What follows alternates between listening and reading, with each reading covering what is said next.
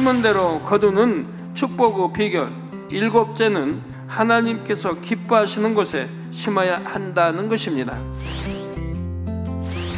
주식 투자를 해도 이윤을 남기려면 수익성이 좋은 종목에 투자를 해야 합니다. 부실한 종목에 투자했다가 원금조차 보존하기 어렵지요. 자, 영적으로 여러분이 씨를 심을 때도 하나님께서 기뻐하시지 않은 곳에 심으면 축복을 받을 수가 없습니다.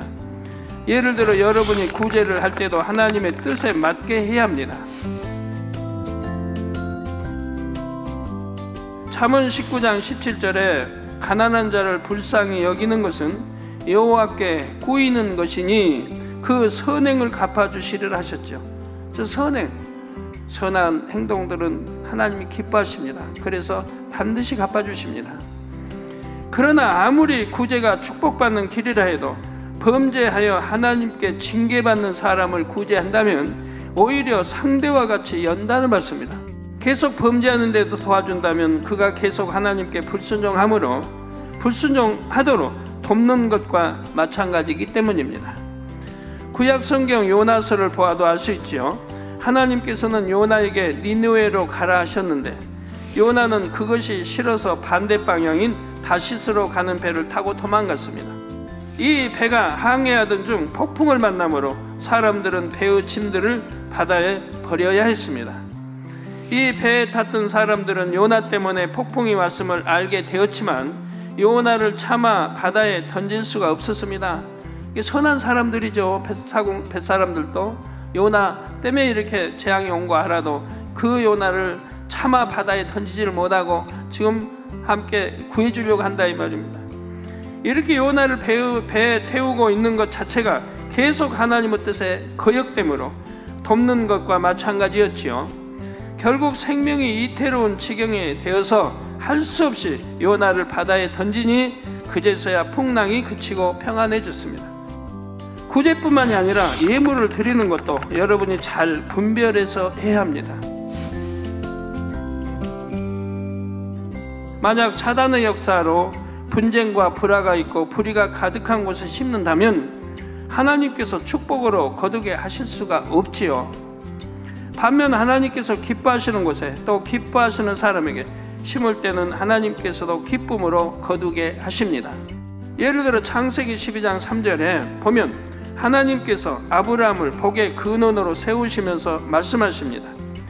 너를 축복하는 자에게는 내가 복을 내리고 너를 저주하는 자에게는 내가 저주하리니 땅의 모든 족속이 너를 인하여 복을 얻을 것이니라 하셨지요. 이런 아브라함과 함께 하는 것만으로도 롯은 거부가 되는 축복을 받았습니다. 또 아브라함이 롯을 마음에 품었기에 하나님께서는 소돔의 멸망 중에 롯뿐만 아니라 그 가족까지 구원해 내셨지요. 사랑하는 아브라함의 마음에 품은 사람을 하나님도 기억해 주셨던 것입니다. 이렇게 하나님께 사랑받는 사람들로 인해 그와 연관된 사람들이 축복받는 장면이 성경에는 자주 나옵니다.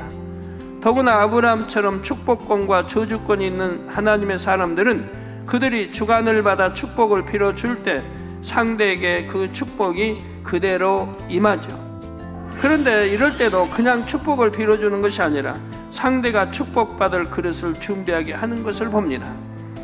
예를 들어 이삭은 장자인 에서에게 장자의 축복을 빌어주려고 할 때도 먼저 별미를 만들어 가져오라고 하지요.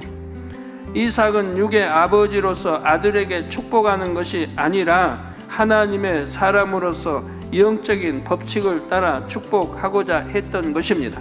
또 열왕기하 4장에 보면 선지자 엘리사를 섬긴 수네무 귀부인이 나옵니다. 이 여인은 아무 대가를 바라지 않고 엘리사를 극진히 섬겼기에 구하지 않았는데도 큰 축복을 받았지요. 나이 많아 늙도록 아들이 없었는데 아들을 얻게 되었던 것입니다. 이 아들이 갑자기 죽음을 당했을 때도 엘리사의 기도를 받고 살아났지요.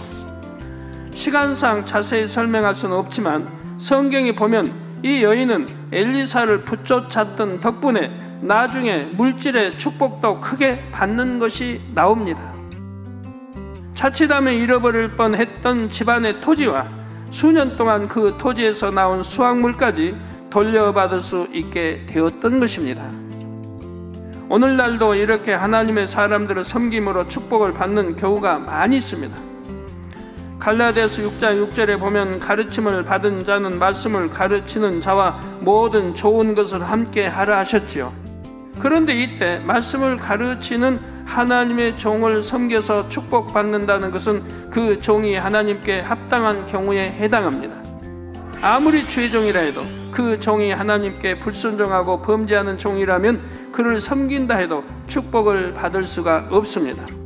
축복을 받기 위해서는 반드시 여러분이 지혜롭게 분별하여 하나님께서 기뻐하시는 곳에 바르게 심어야 함을 기억하시기 바랍니다.